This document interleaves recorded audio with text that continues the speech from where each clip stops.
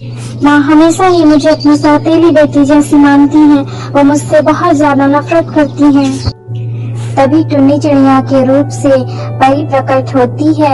आज कहती है, तुम रो मत प्यारी सी बच्ची, मैं हमेशा तुम्हारे साथ हूँ। पुष्पा के पिताजी घर आकर पुष्पा की माँ को आवाज देते हुए कहते हैं, पुष्पा की माँ, अरे ओ पुष्पा की माँ, पहले मेरी बात तो सुन लो, फिर तुम अपनी बेटियों के साथ बातें करते रहना। अरे भाग्यवान, पता है मैं कहाँ से आ रहा हूँ? मैं सेठ धनराज के घर से आ रहा हूँ। आजकल वो अपने बेटे के लिए लड़कियां देख रहे हैं और वो कल हमारे घर हमारी बेटी को भी देखने के लिए आने वाले हैं। अरे हमारी बेटी पुष्पा की तो भाग ही खुल जाएंगे। क्या जी, क्या आप सही कह रहे हैं? सेठ धनराज जो इतने बड़े आदमी हैं, वो हमारे घर हमारी बेटी को देखने के लिए आ रहे हैं। लेकिन जी आपने हमारी बेटी सोना का ही बात तो उनके बेटे के लिए की है। अरे पुष्पा, मैं कह रही थी कि जरा तुम बाहर तो जाना, मुझे तुम्हारे पिताजी से कुछ जरूरी बात करनी है। पुष्पा अपनी माँ के कहने पर घर की ही समीप जंगलों में चली जाती है। पता नहीं माँ ने मुझे घर से बाहर क्यों भेज दिया। मैं भी चाहती हूँ कि मेरी बहन सोना की शादी सेठ जी के बेटे से हो और वो बड़े से घर में चले जाए। माँ मुझे भले ही अपनी सौतेली बेटी मानती है, लेकिन मैं तो उन्हें अपनी माँ ही मानती हूँ ना। और वैसे भी अकेले में मुझे इन जंगलों में बहुत अच्छा लगता है। और तुम प्यारी सी चिड़िया, तुम बहुत ही सुंदर हो। अरे सोना की माँ, तुमने पुष्पा को बाहर क्यों भेज दिया? और वैसे भी मैंने सेठ जी से उनके बेटे के लिए हमारी पुष्पा की शादी की बात की है।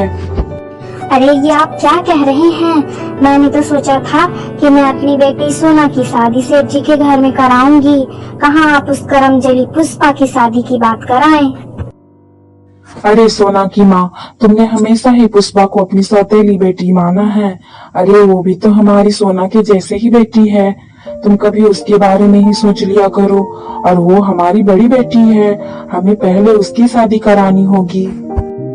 सेठ जी, ये रही हमारी बिटिया पुष्पा, बड़ी ही सुशील और सीधी है हमारी बच्ची, और इसे घर के सारे काम काज आते हैं। अगर आपको भी कुछ पूछना हो सेठ जी, तो आप भी इससे पूछ लीजिए। अरे हरिया, मुझे तो तुम्हारी बिटिया पुष्पा बड़ी पसंद आई। मैं तो अपने बेटे की शादी तुम्हारी बेटी से ही करवाऊंगा। अरे सेठ जी, हमारी बिटिया सोना तो इससे भी कई गुना सुंदर है।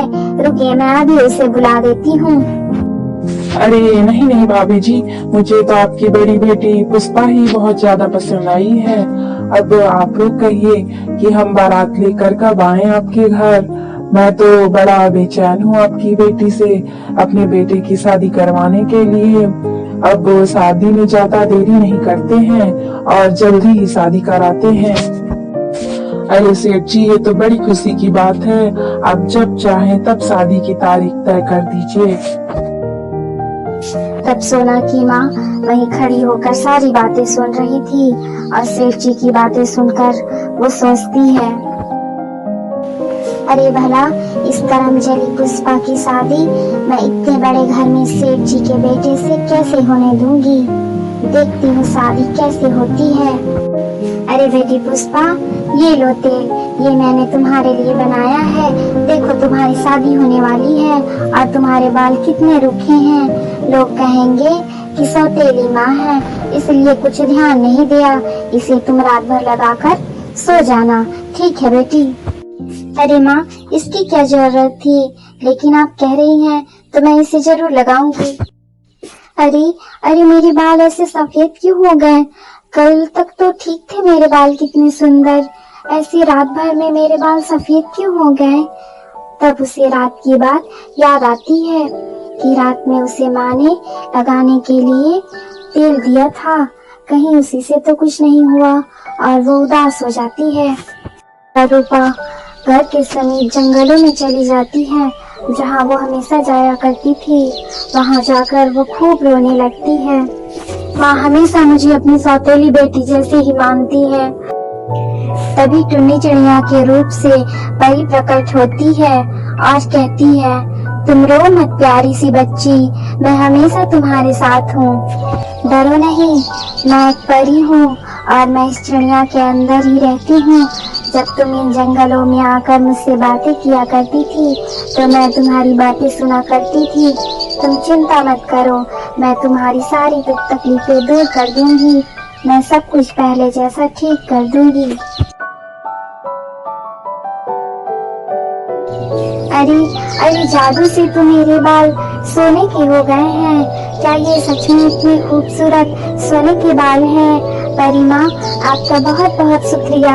आपने अरे नहीं मेरी प्यारी बच्ची, मैं हमेशा तुम्हारे साथ हूँ।